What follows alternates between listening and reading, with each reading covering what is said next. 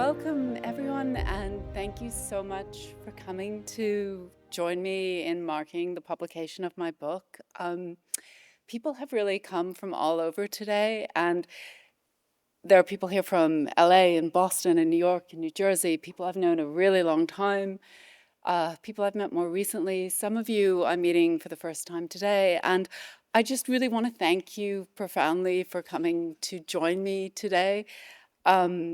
I hope it will be a fun and celebratory day for us all, but it is a serious topic, so I'm aware of a kind of balance between those things, and it's very meaningful to have so many people with me today. Before I say a few words about the book itself and the plan for today, I want to thank the people and institutions who made the event possible.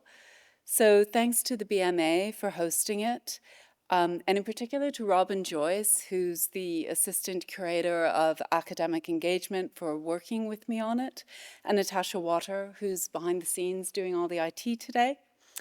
Thanks to Sig Libowitz, Marley Hernandez-Cortez, Stephen Schuyler, Chelsea Duraville, Andrew Robinson, Ben Schultz, and Amma Prosiak for doing the filming today.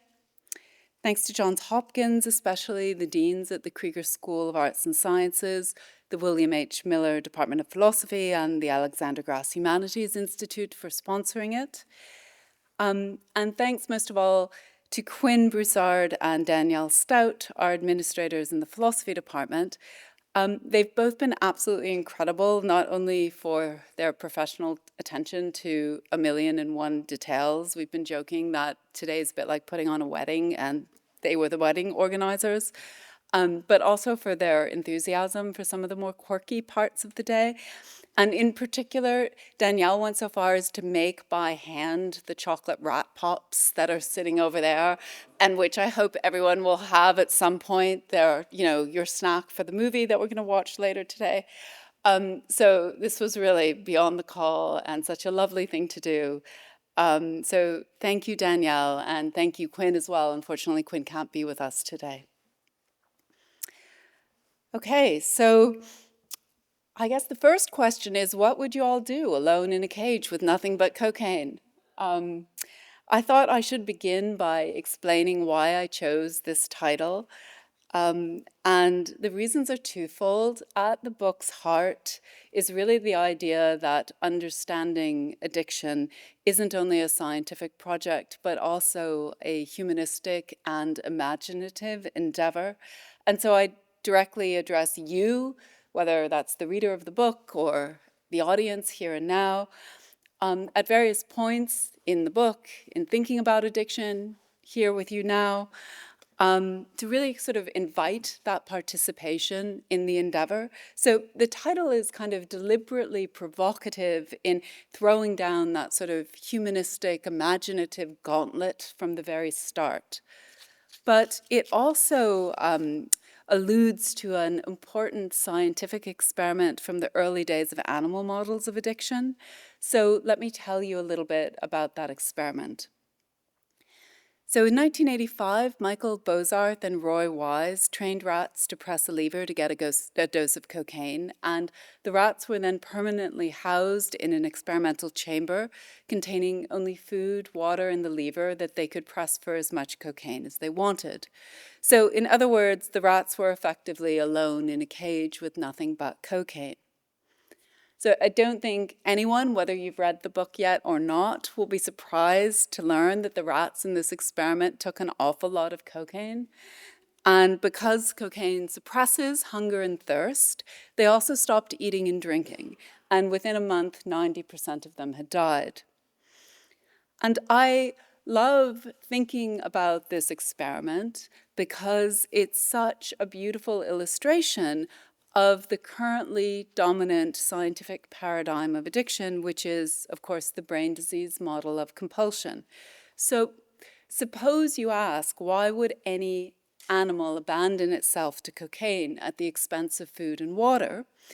Well, the answer offered by the brain disease model is that it's the power of drugs to hijack the brain and compel use. And this really is a simple, elegant explanation of why the rats in this experiment pressed the lever for cocaine to the point of death. But the irony is that the brain disease model of compulsion remains the dominant paradigm of addiction, even though subsequent experiments with rats have shown that this is not the correct explanation. So forget about the rats for a moment and ask yourself what you would do. I mean, really, what would you do if you were alone in a cage with nothing but cocaine? And why would you do it? So for many of us, if we're honest, the answer we'd give to that question is that we take a lot of cocaine. And that's because we imagine being trapped in isolation and emptiness. We imagine the boredom, the loneliness, the frustration, and the suffering.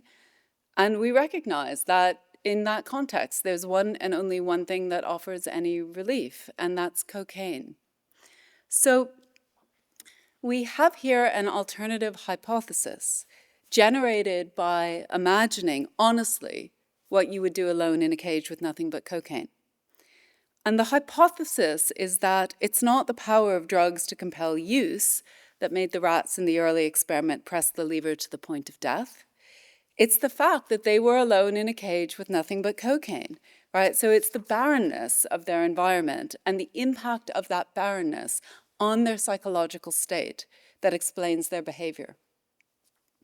Now, this alternative hypothesis is what subsequent experiments with rats in effect tested. So the experimental chamber now contains not just one lever, but two, giving the rats a choice. And the first set of studies was conducted by Serge Ahmed, who unfortunately can't be here today.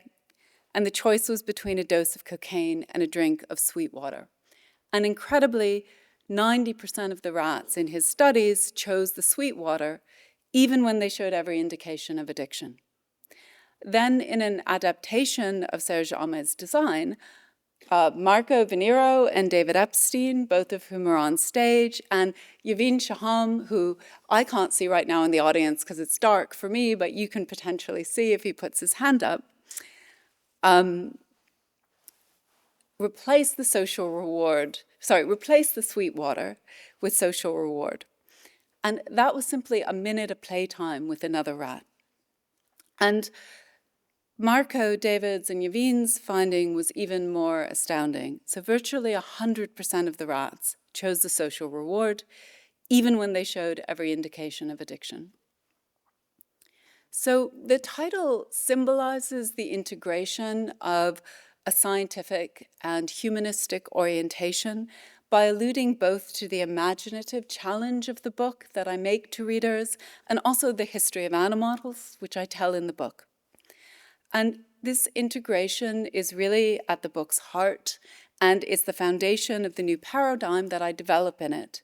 And I really wanted today's events to reflect it as well. So over the course of the afternoon, we'll be moving, as does the book, from science to poetry to art in the form of film, and then back to philosophy again. And although I'm not entirely sure what Kieran has in store for us, we may even end up in the clinic, I think, at the end. So, with no further delay, I want to get started with the scientific bit of the day, or the more scientific bit of the day, and introduce the panelists to you. So each of the people on the stage with me, can you see them? I'm not really sure whether the lights are sufficient. Great, let's get the lights. Each of the people on the stage is an important figure in the book and also in my life. I've learned a huge amount from them all.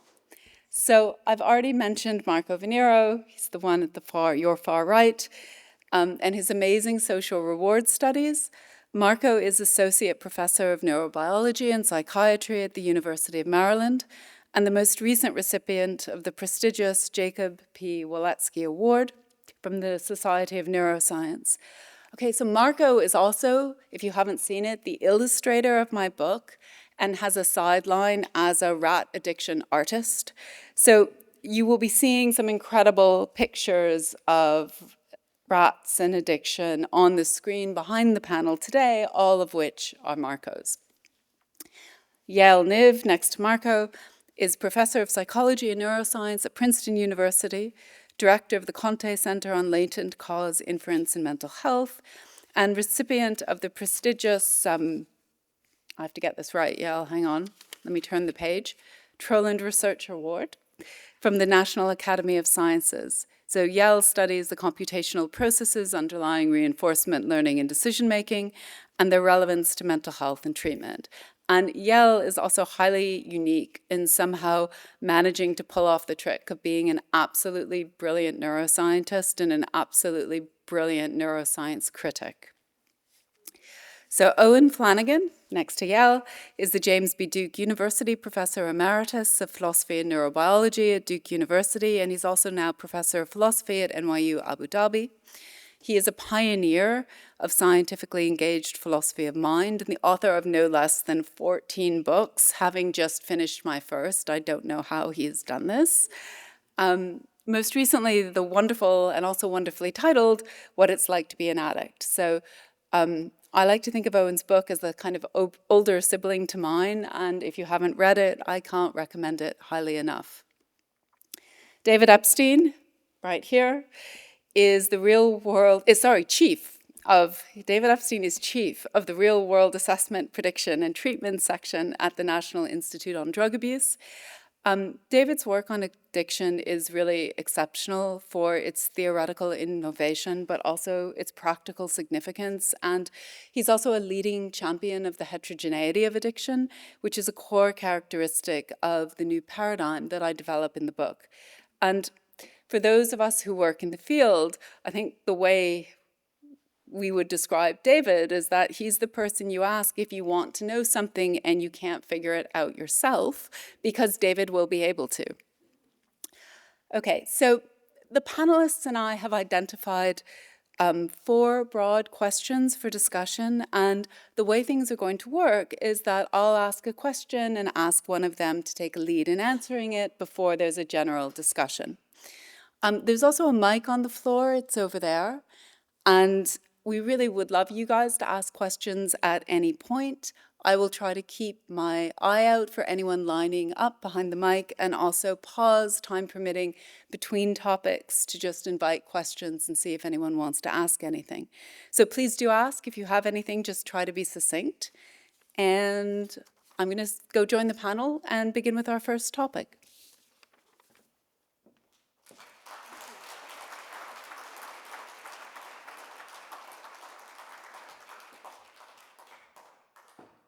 Okay, so I hope it's clear from those introductory remarks that animal models can both distort but also improve and indeed sharpen our understanding of addiction, even though there are obviously huge differences between rats and other subjects of animal research and humans, even if there are some similarities. So the topic of the panel is what we can and can't learn from animal models, and it seems apt to start with the question, which is simply, how can we design experiments, given these limitations, given both the similarities and the differences, to be maximally relevant to human addiction? And so, Marco, I'd like you to start us off on this question. How much time we have, because we can talk about this for 2 days or You've got 10 minutes. Go. Okay, 10 minutes. Well, thank you so much for the introductions. Very nice. I think there are 3 points that I want to use to address your question. The first one is, in order to create different animal models or animal models that are relevant to human addiction, I think the first step will be to be exposed to somebody like you, because without opening your mind on something that is different, that is not the usual dogma or the usual animal model of addiction, you cannot explore something in our rats. So the idea, your idea of psychosocial model of addiction, this help us to identify things that we were not thinking for our animals. The second aspect is most likely you want to use something that is evolutionary conserved, something that is very naturalistic for our rats. Because when you start to implement those in the classical animal models, then you are getting closer and closer to the human issues, let's say, because then you can kind of easily, quote unquote, easily translate this behavior towards the human condition. And this is what we have been doing. I was doing this with Yavin, and this is what I'm doing now in my own lab, because we are exploring social behavior. That obviously, I'm not saying that social behavior in our rats is identical to the social behavior that we think in human, because we cannot ask our rats what they think about their social partners, for example. But we can get close to some aspect of social behavior.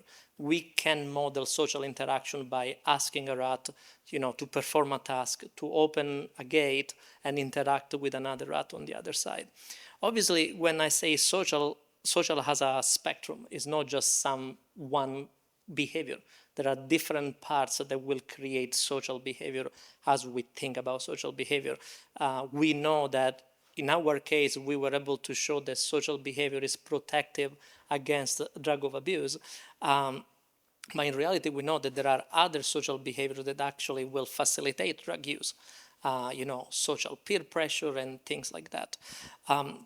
We wanted to model one aspect of it. We wanted to model the aspect that social interaction are positive, therefore they will help you to abstain from a drug. And obviously we had to play a bit with our procedure. You need to play with the parameters to obtain this kind of behavior. Because if you make social interaction negative, for example, you give a small shock to the rat or you delay social interaction, then social interaction became negative, and this is not protective against addiction anymore. So these are different aspects that you can model in rats. And right now, what we are focusing on the lab is the other aspect of it. If you think about the social stigma against people with addiction is a real phenomenon. So people experiencing addiction tend to be more marginalized, tend to be more stigmatized.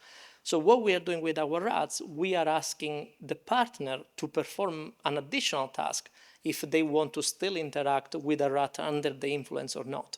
Because we already know from our earlier study that a rat under the influence will seek social help, will seek social interaction. But we don't know if the partner, and in our mind, this translational idea of society, if society will help these rats to abstain. So is this rat willing to perform a task to work together or not? So far, what we are seeing is the answer is no. For the most quote-unquote addicted rats, if we can use the word addicted for a rat, for the most addicted rat, we are seeing that the partner will refuse to interact, will reject this interaction because the other rat is quote-unquote under the influence. So there are ways to do that, but we need to keep in mind that we cannot model all at once.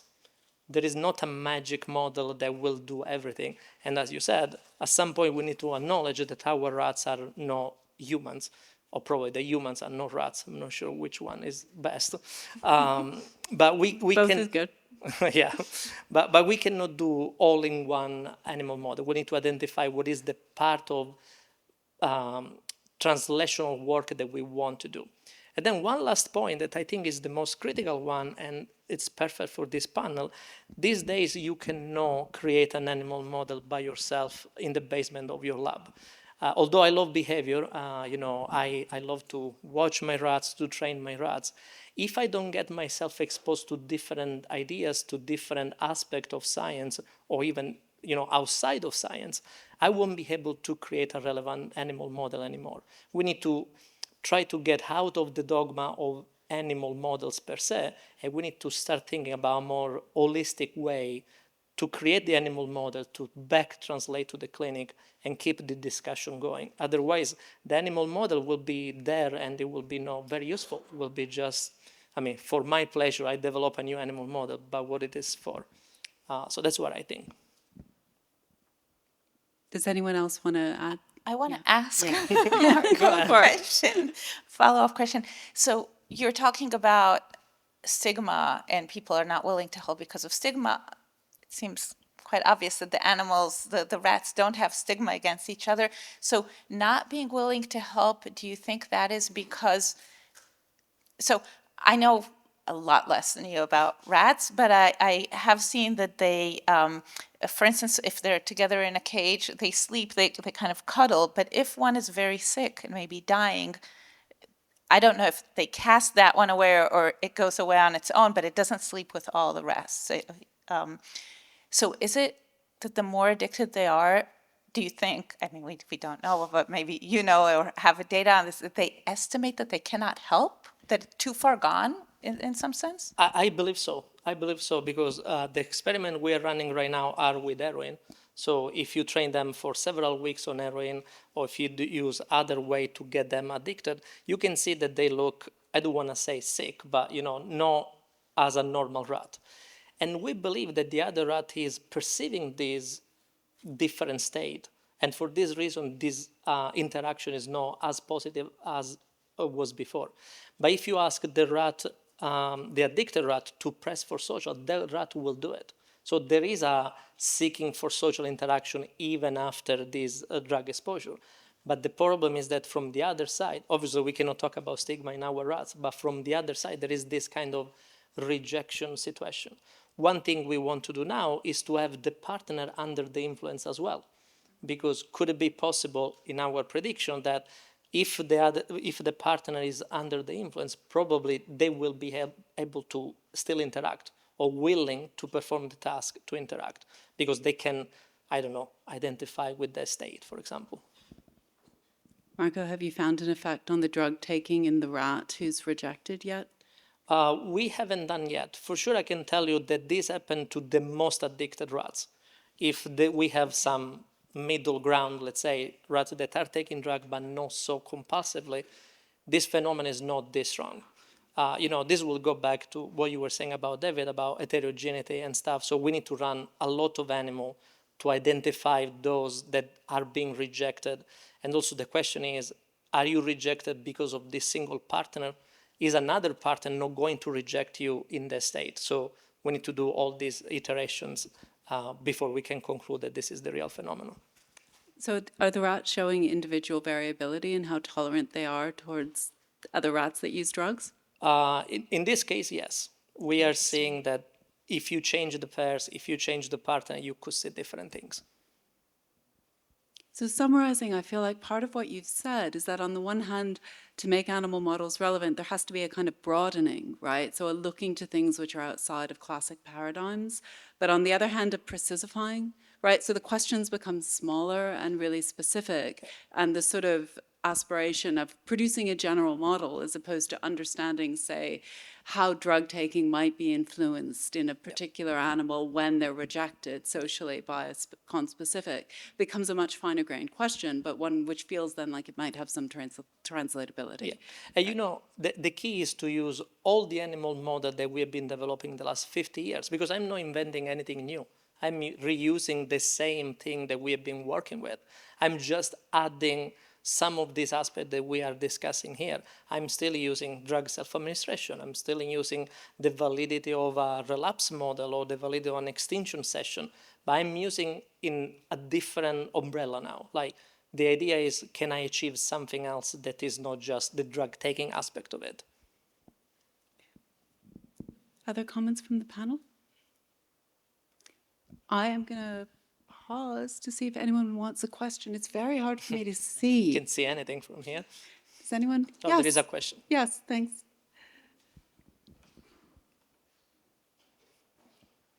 I have to say that it's very impressive to have my heart behind me. I was not used to it. But. Yes, you can all, this is all Marco's art, so we must all make him face up to his brilliance as an artist, which is a... Yes, no, thank you. Let's not. Because the book would not be anything like what it is. This is just beautiful only without for these illustrations. Okay, thank you. Hi, really interesting so far.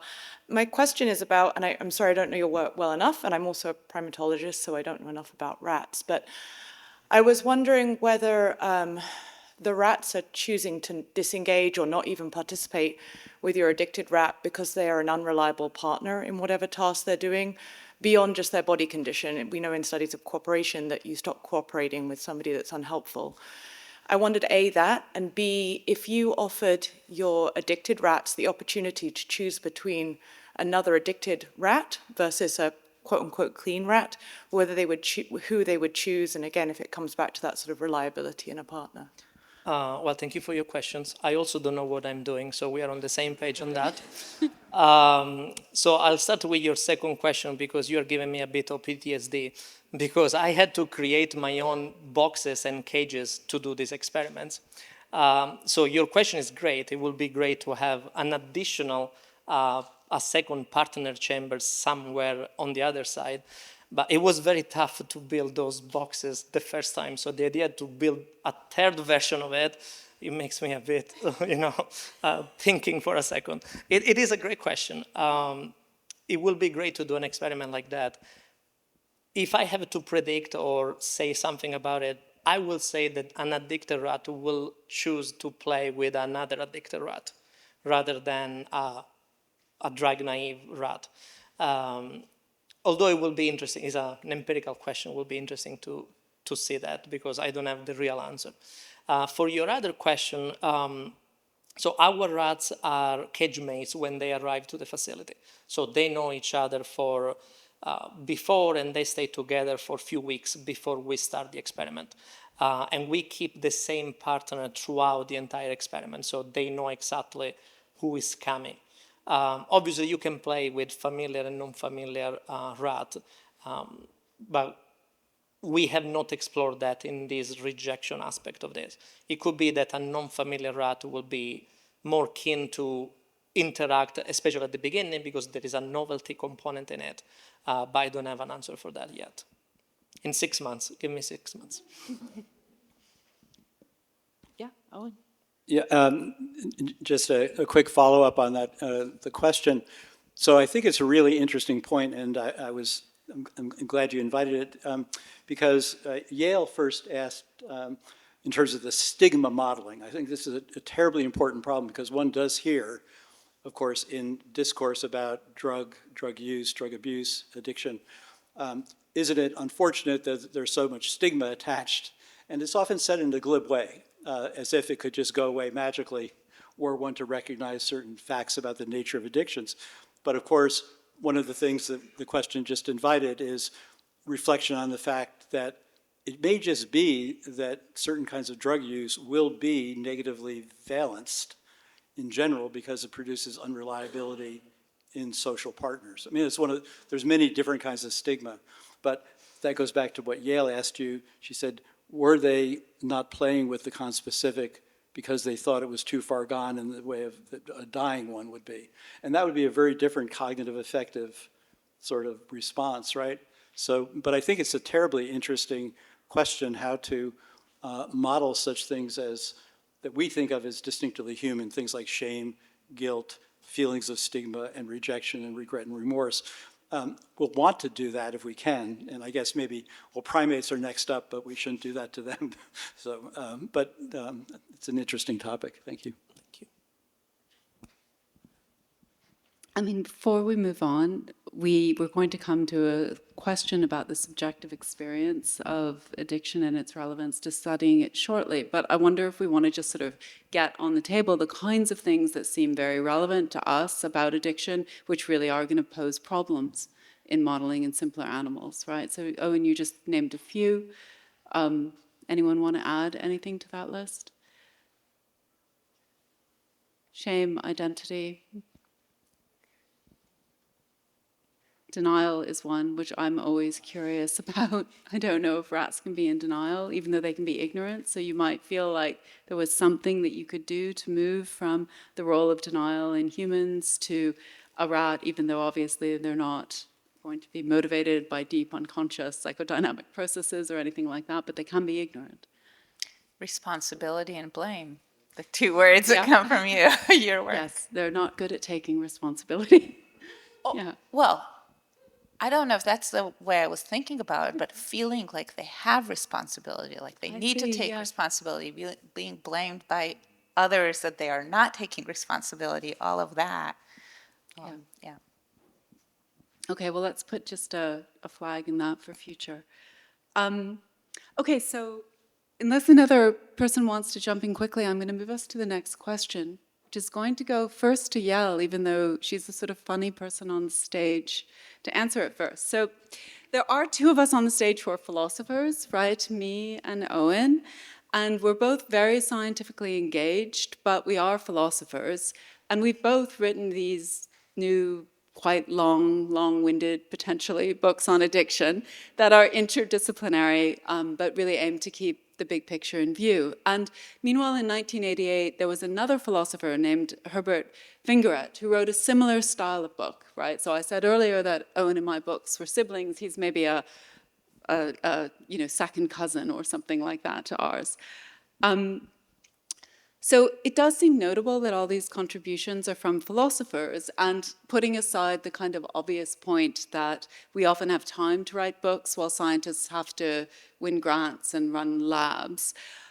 I think it's an interesting question why this might be so, and what philosophy can bring to the study of science in general and addiction science in particular. And Yael, as our neuroscience critic, I know has strong views about this. So do you want to get us going on this question? Yeah, so I'm not going to be able to answer from the philosophy side, but from the listener to a philosopher. So I first met Hanna. She gave a talk in my department. I can't even remember if the talk was billed part of, I'm in psychology and neuroscience, so I don't remember if it was a neuroscience. It was cognitive science. I think it was in the cognitive science program, Cog the lunches. Yeah, so not even psychology or neuroscience, the Cog Sci, which is its own program. And I was blown away, completely blown away, because Hanna was there talking about the disease model of addiction, and is it correct? And what is the evidence for it? What is the evidence against it? Who are the stakeholders that push this model? What do they have to gain? What do we have to gain as scientists? What do we have to gain as society? All of that. But what blew me away was I never even thought of the disease model of addiction as a model. I just thought addiction is a disease, like, period. That's how it is. That's how we study it in neuroscience. That's how we think about it to so many people. There's a whole National Institute on Drug Abuse that's basically looking at, or what I knew about it. I know I don't know all of NIDA, but the corner that I knew, which is a pretty big corner, I think, is looking to understand what is wrong with the brain, that, what does this disease cause to the brain, and what is wrong with the brain so that we could fix it. And here comes Hanna, and I'm a computational modeler, so I think about models all the time. And she says, wait, no, this is just a model. This is not the thing. And we've already talked about animal models and how to make them, truer to reality. So when I think about a model, and this came from my PhD advisor, Daphne Yael, she said, think about a model like a model in architecture, right? Like you plan if you're an architect, you're planning a building. First, when you build a model, you build it from cardboard or something like that. You do not kid yourself that this is the building, right? You can ask that model all kinds of questions. You can look at perspective, et cetera, but you're not going to try to live in it. You're not, it's clearly a model. I think in neuroscience, we sometimes forget that our models are just a model. They are not the thing, whether they're a computational model or an animal model. But then thinking about the disease as the disease idea of addiction is just a model, never even crossed my mind.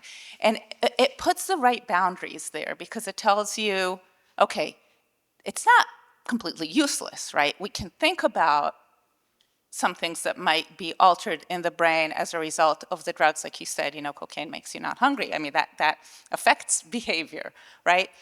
We can think of some things that affect social interactions, reliability, et cetera.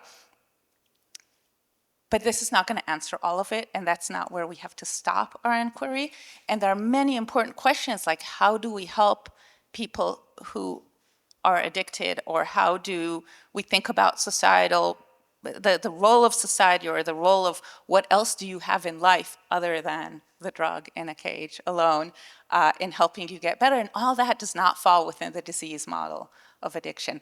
So that's why I was just captivated by Hanna and stayed her friend. And was like, can I talk to you? And then, et cetera. Yael took me to lunch. But exactly. I was won over immediately by the free lunch. It was wonderful. But it really makes me think, does NIDA have a house philosopher?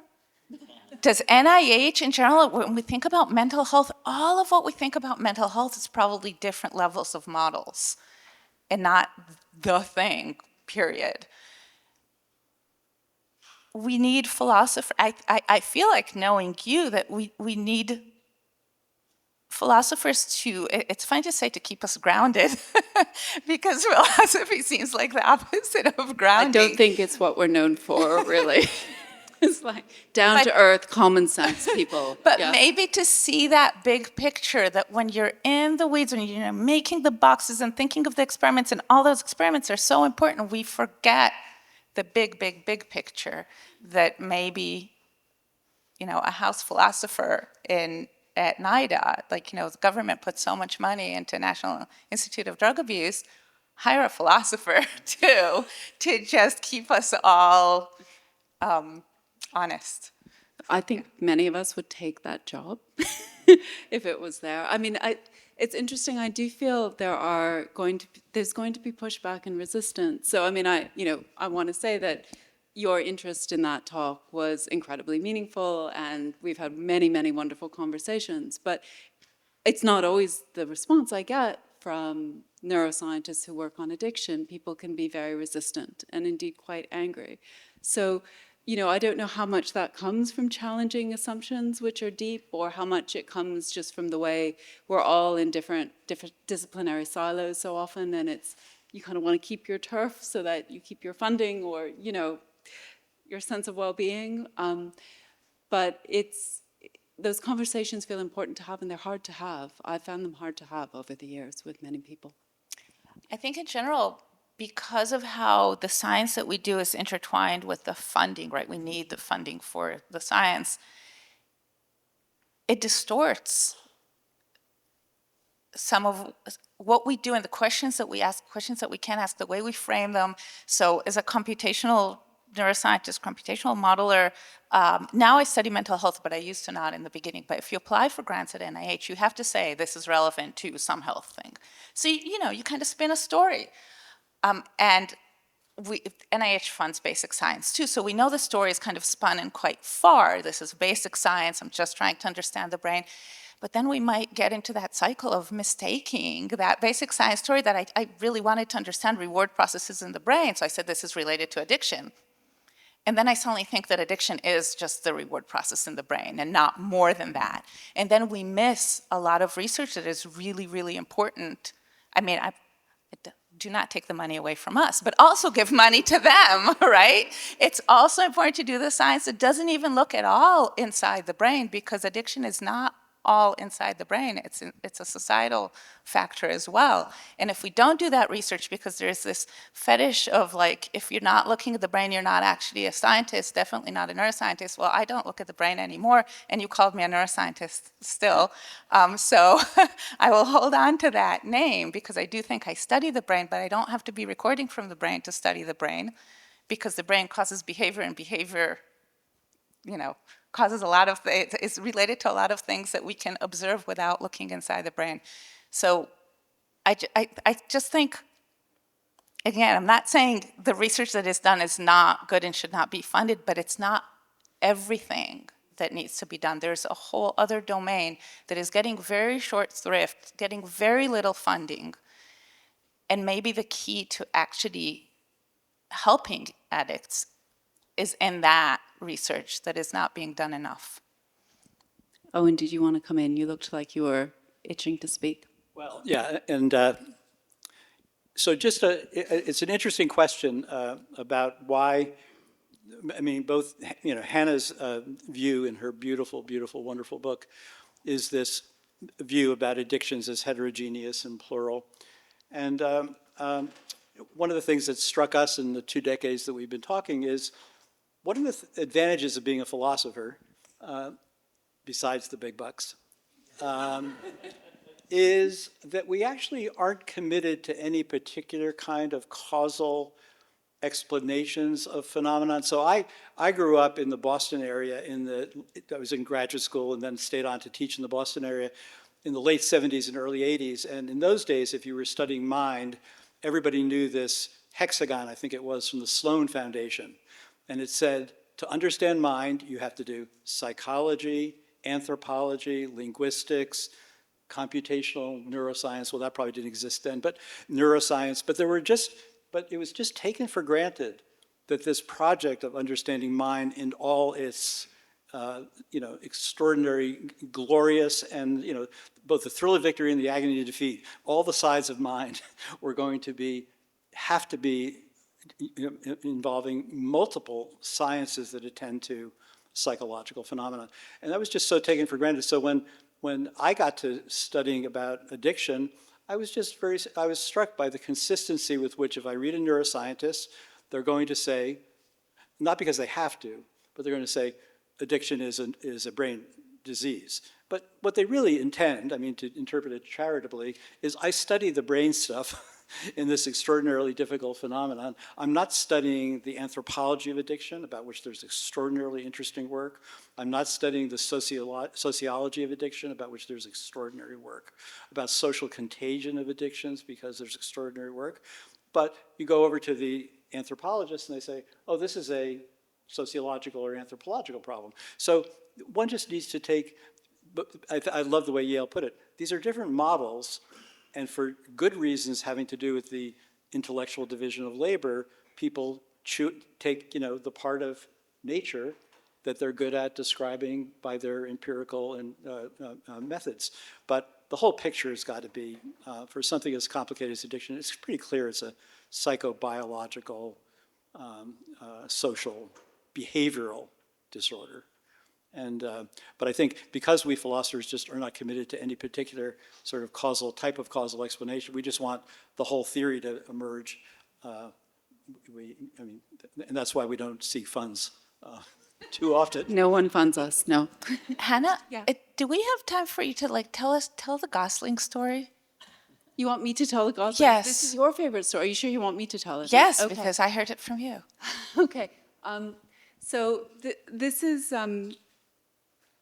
one of the things that I think is really important in trying to push back against the brain disease model is to recognize that neuroscience and cognitive science might be very illuminative of addiction, even if it's not a brain disease. Because in general, we think neuroscience and cognitive science are illuminative of human minds and human behavior, irrespective of whether those minds and behavior are diseased. So it's not the case that we need to be committed to addiction being a brain disease to think that neuroscience and cognitive science have a lot to teach. And the story that Yael loves so much is a story to show that sometimes... It's in the book. It's in the book. But it's if you not haven't mine. read the book yet. I take it from Jerry Wakefield, who I believe is its creator, in some work, in some articles he published on addiction around 10 years ago. And so Jerry Wakefield asks you to imagine a gosling, and goslings, as you probably know, imprint on the first thing that they see within certain parameters when they're born. But this gosling has the bad luck of seeing not a nurturing mother goose, but a fox, so imprints on the fox and follows it around until it gets eaten. And the sort of moral of this story is the thought that, well, obviously this was really bad for the gosling, but nothing was going on that was wrong in its brain, right? The brain was working exactly as it should, and yet the outcome was problematic because the imprinting mechanism is selected for in a particular kind of evolutionary environment, and you can't guarantee the existence of that environment in the here and now. And so there's a mismatch in some sense between what the brain was selected for and then what the current environment offers, and the brain may be working right, and yet when we think about the animal, something bad happens. And so this is a sort of way of thinking about addiction, which has become known as the mismatch model, where you think that actually many of the ways in which the brain is responding to drugs when we have people who are addicted is exactly how the brain ought to be responding to those kinds of rewards. We're just in a context where they're available, they're potent, there's not the kind of support or protections that another context might have had, so that you end up spiraling lower and lower. So here the explanation is really not something's wrong with the brain, it's that a mismatch occurs between a naturally functioning brain and the environment in which it's currently placed. So that's Yeah. the story. Do you want to comment on it now? Well, the reason I love that story so much is because, on the one hand, it casts the question of what is wrong with the brain in addiction as maybe nothing. Right, maybe Like, nothing. whoa, maybe nothing. That doesn't mean we don't want to understand how the brain works in an environment where drugs are so available, where there is stigma, where the environment where you might imprint on a fox and do something that is very counter to your own well-being, which we see in addiction, that people do things that are counter to their own well-being, can get them eaten by the fox in the end. So we do need to understand the brain. Just the question of what goes wrong, what is wrong with that person's brain is the wrong question, or and that also the stigmatizing part. Nothing is wrong with your brain. Your brain is just like my brain. You were in a different environment than I was, and so you might have ended up addicted and I'm not, but nothing is wrong with your brain is kind of an amazing answer to that question. Yeah, so as is coming out, I think I'm slightly more critical than Owen is in ways of the brain disease model, partially because I worry about the way it essentializes and stigmatizes. So Owen has always been very charitable to neuroscientists, while I think my relationship has been more edgy. Some of them are my best friends, some of them are not, I guess. But I think those themes are very important, themes of the way diseases are stigmatizing. There was something slightly naive about thinking that a brain disease model would reduce stigma, if you think of how associated with stigma many, many diseases are. And so there's a way in which that model can be used to essentialize, to stigmatize, and also to reduce people's ability to think they can get better, because it reduces their sense of agency. David, I feel like you've been dying to come in, so I'm going to turn to you now, and then we'll move on to the next question. I have a tendency either to talk not enough or too much, so here comes the beginning of the too much.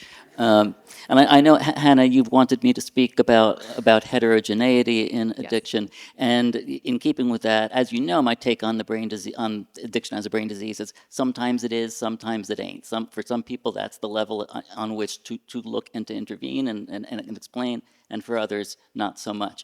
And I have a few words of praise for both Yael and Marco. As someone who's been at NIH since 1998, I think the culture of addiction science at NIH and NIDA, and the culture that sort of trickles out and down from there to the rest of addiction science, is improving. And what used to frustrate me is, Yael, you wrote one of the best papers I've ever read about the sort of prioritization of circuit level, brain neurocircuit level explanations of behavior over just paying serious attention to the behavior itself. I think that really is getting better, and Marco is among the animal researchers who's leading the way on that. By the way, I can't. Hanna earlier had been talking about Marco's experiments as if I had done them. I wasn't in the room at all at the time. I was brought in later as an intellectual collaborator to say, okay, here's what I think this could mean in human terms.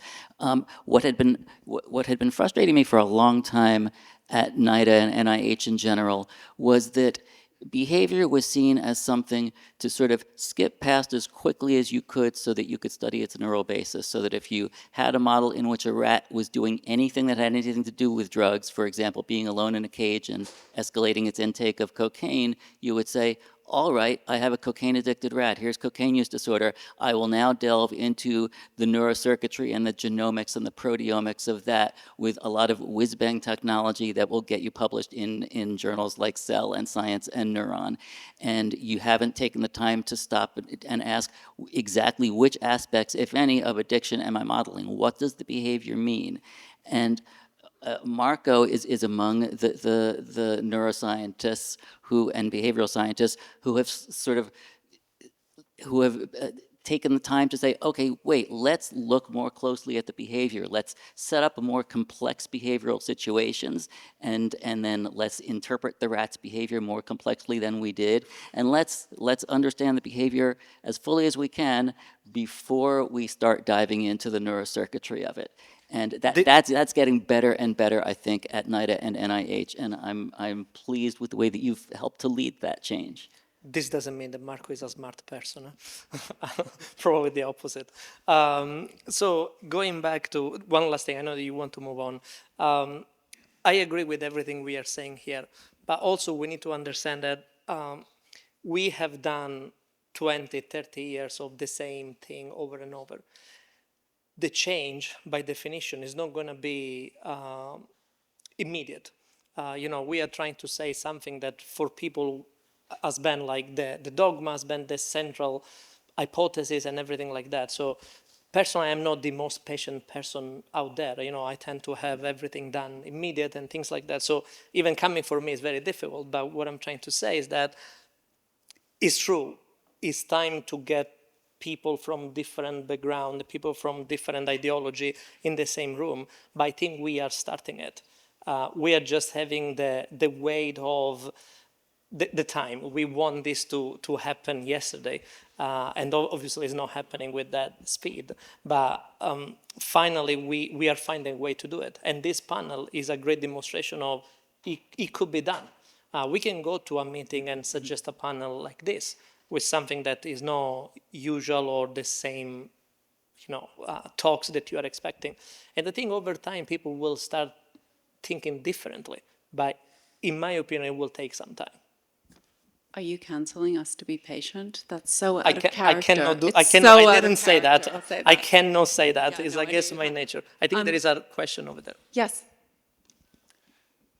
Hi, I'm just a little bit surprised by some of what I'm hearing, and this comment might sound a bit unkind, and I apologize for that up front because I'm tremendously impressed by Hanna and her work and the work all of you do. But the disease model of addiction has been not just challenged, but to my mind, all but refuted for 50 years by, and not by philosophers. I'm not aware philosophers were writing about addiction until Fingeret. Maybe I'm mistaken, but social scientists produced a lot of literature, and I can think of examples that showed why the data just doesn't support the idea that all of addiction can be understood by looking at brains. And I don't think Hanna would pretend that she's the first to question and Certainly challenge and undermine the disease model among philosophers and a lot of social scientists. It has really been challenged or rejected for even decades. Can I respond to that one? I'm happy to respond to that one. I think it's a great question. The question is, we've known this is false for ages. Why are we still cleaving to it? And I guess one question about that is who's the we, right? So I think so far we've talked mainly about neuroscientists, and part of the reason for cleaving no doubt has to do with having made a career using that model, the way you can only get funding. I mean, I really believe this to be true. There are young neuroscientists I know in the audience, they will not get funded unless they sign up to the model if they want to work on addiction. So there are real incentive structures within neuroscience which keep us there. But then there's another interpretation of the we, which is we as a society, we as a public, we as people. And here I think the reasons are different, and they have not just to do with the fact, which no doubt is true, that intellectual ideas don't always make it in digestible forms into the public realm. I mean, no doubt that's part of it. But I also think that there's a way in which the brain disease model is a really important idea for many people as they negotiate their own addiction and perhaps try to live with somebody else who is addicted, and it functions sometimes to help people feel like they have an understanding and they know what to do. And giving that up is terrifying and can be really painful. So I think there's a way that the connection to the brain disease model, in ways in which it allows us a very black and white understanding of responsibility and blame and morality and what we can expect of ourselves and each other, can be part of the reason why, in this broader sense of we, it's been cleaved to so fiercely, because without another way of thinking about yourself and your own relationships with drugs and your own relationships with other people, giving it up can feel very terrifying and like you could fall back into use. So I think it's an amazing question. The answer, I think, is going to be incredibly complex. That was Doug Cusack, by the way, for people who don't know. Thank you, Doug. Marco, yeah. And then I'm going to move us on to one more question. I think this is a great question, and I agree with you that the brain disease has been challenged, and a lot of people are doing work against it or not. The question is why we are still not moving on. In my mind, I think we should learn how to fail faster. We know that something is not working, and we publish papers, but in reality, we collect data for years, and then we publish just a part of it. As scientists, we learn to accept that something is not working, and we put it in a folder, a very big folder of failed experiments. And this is the same thing that we are facing here. Has been 20 years, the model has been challenged, but not a new thing is coming in to take over or to say, let's try something different, which is something that we are doing here. So probably the lesson here should be, let's try to fail faster and move on with the next thing that we have to do. But I could be wrong on that. David, can I invite you to say the thing you always say about heterogeneity? What do I always say? What do you always say? So David has this great line, which is that just because it does not follow from acknowledging that other people might be right, that you're wrong. Yeah. So I was inviting you to speak to that, Yeah. and the way in which some of the problem, some of what needs to happen is a paradigm or a way of marrying different views together. Yeah, Right. I've been walked out on angrily for suggesting in a talk that sometimes addiction isn't a brain disease. It would completely my life, I suppose, if I were now walked out on angrily for suggesting sometimes it is. But that is my. But what do we even mean by addiction as a brain disease? I think that's really more like a maxim or a credo than a theory. It doesn't make specific, testable, falsifiable predictions.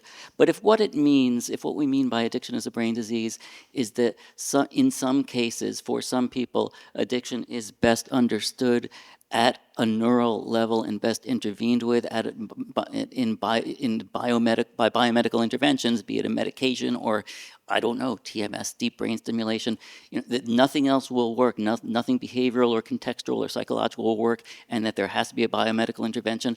I think that is true or can be true in some cases, and that doesn't do anything to take away from the many cases in which the explanation and the type of intervention you need to do is something other than that.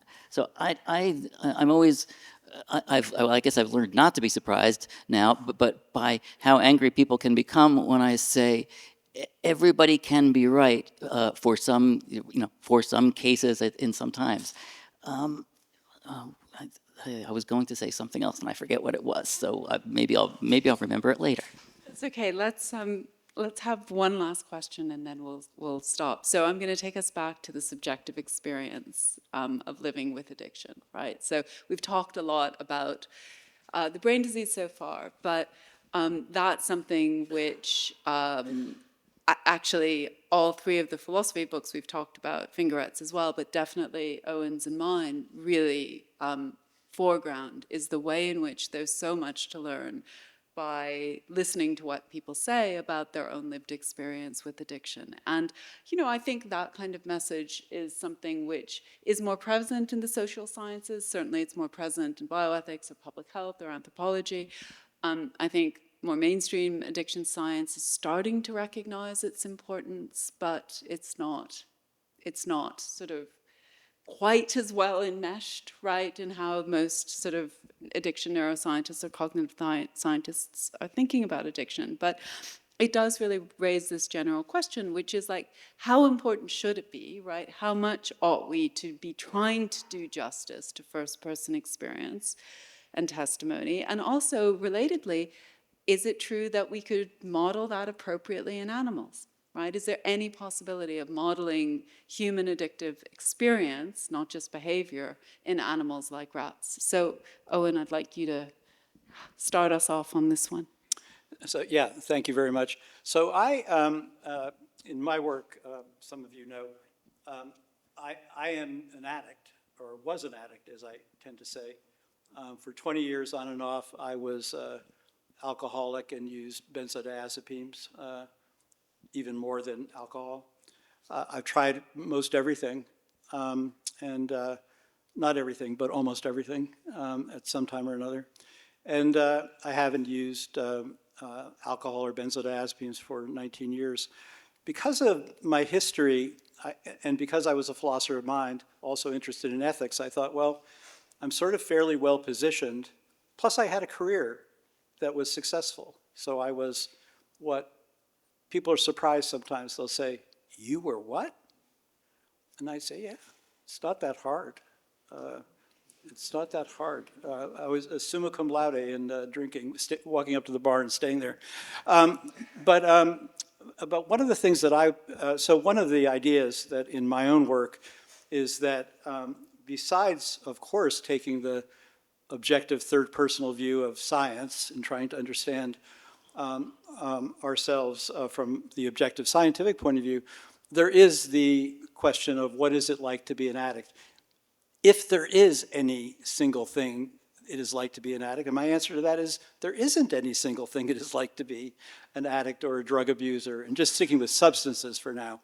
And one reason for that is something that Hanna and I both emphasize in our work, is right out of the gate, just sticking with substance addictions, different substances have normally different phenomenological effects on people. Okay, so my first drink when I was 12, had a little glass of hard cider that my friend had. I walked home, and that day I felt the world had changed. I wasn't high or drunk or anything. I just felt safe and not scared. I wouldn't have said I was scared and not safe person. I actually had a happy house. I went home to so that was that day, and boy, I liked that feeling. That was a check. I checked that one. I've tried other drugs that I just don't like. Amphetamines just don't do anything for me. Everybody in my family, pot makes them paranoid. Not me, I love it. No paranoia. So different drugs we go to for different phenomenological fields. And in terms of also causal history, I mean, just briefly. So I grew up, again, in a family that was, I'm the oldest of 6 children. Everyday dad, a very successful businessman, would come home from Manhattan, and there would be cocktail hour in my house. And 2 martinis. And when I was 18, I was a drinking age in New York. I got to bake martinis with Dad. And I now know the recipe. The recipe would make you well above the drinking limit for cars. I think it's 0.08, something like that, blood alcohol. It would take you, 2 of those would take you up there.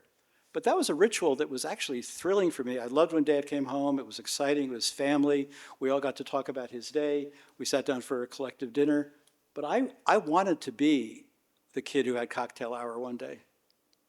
And so it was a perfectly sort of normal sort of cultural trajectory. Now that's very different from, for example, some old good work from the 1960s. I think Jelinek was maybe 60s. He talks about different cultural styles. So for example, French agricultural workers, especially ones working in the vineyards, usually drink all day long. They never go above 0.08, okay? But it's 12 hours or 16 hours a day. So this is just a completely different form of habit formation that's completely taken for granted and embedded in the culture. Now that's a different etiology than getting addicted to methamphetamine in Iowa because you're an agricultural worker and people say, take this stuff, this will really get you going. Or I live in Maine for half the year. Maine fishermen who, along with the coal miners in Kentucky, who have back injuries. Every one of them has a back injury, and someone says, here, we have OxyContin for you. Okay, so these are different drugs with different phenomenological effects and different strategies. The other thing, just in those that show about social scaffolding, I think that one of the other areas in which things are quite heterogeneous is, and I'm interested, I mean, some of what Marco and has been talking about does seem to me to be things one could model. But like last week in the Times, there were two really powerful articles within a day of each other. Well, one was in the Wall Street Journal, one was in the Times. The one in the Wall Street Journal was about addicts now in Philadelphia who are taking yet another new sedative, and which makes them fall asleep immediately after their fentanyl, which they're already addicted to. And they fall asleep on the streets. Now, they're now addicted to two drugs, so they're having to, and they're two entirely different drugs with entirely different causal properties. One's a sedative, and the other one is fentanyl. And Narcan doesn't work to revive these people from sleep, and it's just a tragedy. But this is just occurring in a little ecology, and that's an entirely different etiology to, well, in this case, a second addiction at least. There was another article about how smoking is coming back among graduate students in areas like comparative literature and philosophy, because it's so, Because we're I mean, cool. vaping is so industrialized and sort of weird, and so if you want to be edgy and nihilistic, and now, you know, and so on and so forth, and furthermore, you get over your phone addiction by rolling a cigarette with someone else. So these social phenomena here are just sort of really important. The other thing I'll say, and just two quick things. One is in response to Doug's question about disease. I actually, with respect to the debates about the brain disease model versus the moral model, I don't talk about it. I actually am following a strategy of extinction. I'm serious about this. I tried not to bring it up. I understand everybody brings it up, but, and what I will say, one of the things that I think Addicts' Voices adds, so this is because I'm not only talking about my view as an addict, but I talk thousands and thousands of friends I've talked to, because I've been in meetings all over the world trying to get people to help me in Narcotics Anonymous, in Alcoholics Anonymous. And what I will say is that in those rooms, addicts will sometimes say that their addictions are a disease, but they just as often will they'll say, it's a disease. I don't know if it's a brain disease. But sometimes they'll just say it's a disorder. I prefer the word disorder. In the literature, you'll see dysfunction, disorder, syndrome, and disease. And some people think it's a metabolic disease, not a brain disease. So, you know, you could be, so I'm again, lately, not fussing too much about those designations. Usually addicts think it's not good for them, their life is not going well. They liked it at the beginning, or we often did, and then it's not going too well. So the disease that people will compare it to among addicts is type 2 diabetes. And the reason they'll do that, I think, and this is important, one of the other pieces of testimony you get from addicts, a lot of people say, well, the best part about treating addiction as a disease is then the poor addicts won't feel responsible. But when we get together, we feel responsible. We feel ashamed and guilty. And we are trying to leverage our own agency to sort of get our way out of this. So I think if you listen to the testimony of addicts, you can't tell us that we're not responsible. We're hoping, crossing our fingers, that we figure our way out. We want help in leveraging it, whether it's in the social environment, whether it's by you showing, or by me revealing to you that I'm not as unreliable as I now seem to be, hopefully, cross my fingers, maybe. That's one of the struggles. So I think this is, you know, distinctively human problems of dislocation can cause addictions. But very nice rituals like a cocktail hour that's part of a culture can cause addiction. So the heterogeneous causal roots, I think it just helps win Hanna's view. Yeah, and by the way, of course, we're here to talk about Hanna's book, but Owen, your book, What Is It Like to Be an Addict, is the other great book that's come out recently about addiction. And I hope I'm not putting words in your mouth by saying this, but one thing I loved about it was its embrace of a plurality of explanations for addiction, a plurality of ideas about what addiction can be and mean and what to do about it.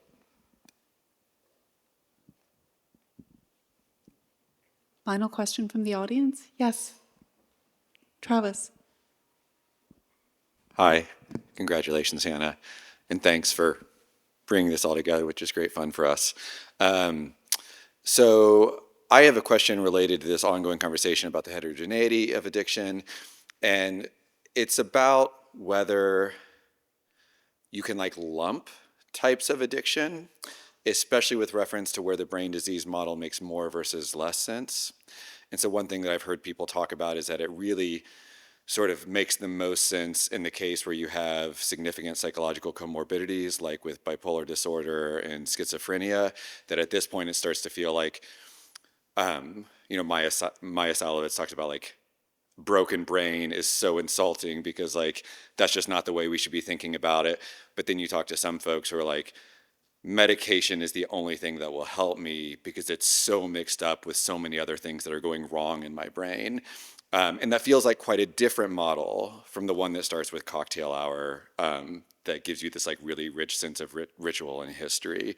So I just wondered if some of you that have thought a lot about heterogeneity have anything to say about if there's like a lumping in this way where the disease model makes more sense. Thanks. Yes. Do you want to go first?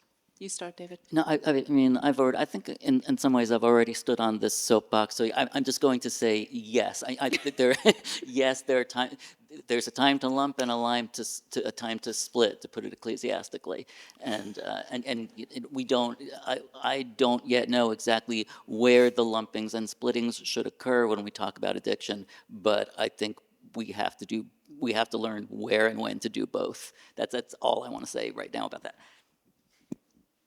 Yeah, it's a great question. And just for the audience's sake, about 40 to 50% of people with addictions are thought to have a comorbid psychological problem, anything from simple anxiety to depressions to schizophrenia, et cetera. And there are high rates, even with people with ADHD, for example, there's high rates of addiction.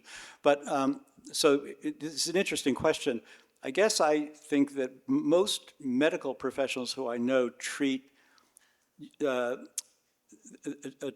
these other mental disorders as sort of perfect, fertile ground for reasons to use, or everything from imprudence to other reasons to use, or to actually affect one's psychological, tone down or tune up psychological states.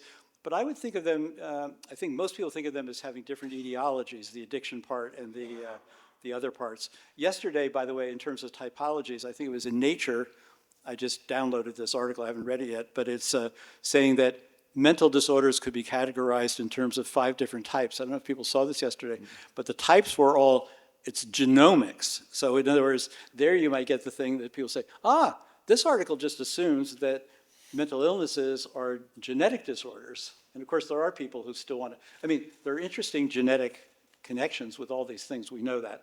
But I think it's back to what Yael said about models. The geneticists, of course, are going to be looking at the level of genes for divvying these things up. The psychologists are going to be looking at the level of psychological states and behavior for looking, and then neuroscience is going to be looking at the brain stuff. Anyway, those are just some thoughts on your nice question. Thank you. I'm going to make some final remarks and then draw this to a close just in relation to that question. I think, so one of the things that strikes me about the question is that on the one hand, we really want to pay attention to individuals, right, and the differences, but then also we're looking for generalizations, right? We're looking for ways to understand that collect people together and allow some kind of predictive and potentially interventional help, right? And there's a tension there, right? There's just a tension between those aims.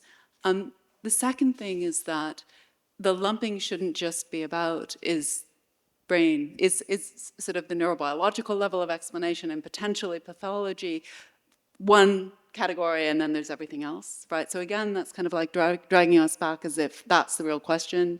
Is it a brain disease or isn't it? And the thought, I think, really ought to be, in some cases, that's a really, really helpful place to go. In many other cases, it isn't, and there's huge variety there. So it's not as if there's not a good cleavage here between brain disease and the rest, because there's so much refinement we need to do, potentially both within neurobiology, but also within all of the explanations, which really are going to be at a psychological or social level. And I think the last thing, which I guess, in some sense for me, I feel this is really important, just coming out of reflecting on my own clinical history, where I worked with people with substance use disorder within a personality disorder clinic, so there was always comorbidity, is that comorbidity was the last indicator in the world that we ought to think of this as a brain disease and a place to intervene neurobiologically. In fact, the opposite, because most people with comorbidities, at least in our clinic and in my experience, are using drugs as a way to manage psychiatric symptoms. This is Edward Consian's self-medication hypothesis, which, even if you disagree with some of the details, I think all of us recognize as, in outline true. People use drugs to cope with suffering, and people with mental disorders live with terrible suffering, and drugs are often a go-to way of handling that. So there, in a certain sense, you have the exact opposite of a neurobiological explanation of addiction. The use of drugs here is it's a coping mechanism which is rational and responsive to a need, and the way you address it is to identify what's going on in the person and help them learn a different way to cope. So I guess I just feel that's really important to say, because somehow if we don't kind of get that on the table, then all of a sudden the people who have mental disorders are the people who have, all and only the people who have something wrong with their brain. And there's a lot of stigma around that, and I just think it's false. That's not how it lumps, even if it's still true that there are some people where the neurobiological level is the right place to look. So we have to move on. I'm so sorry, I've taken the last word very rudely. But I want to thank the panelists before asking them to leave the stage for a wonderful conversation. Thank you all.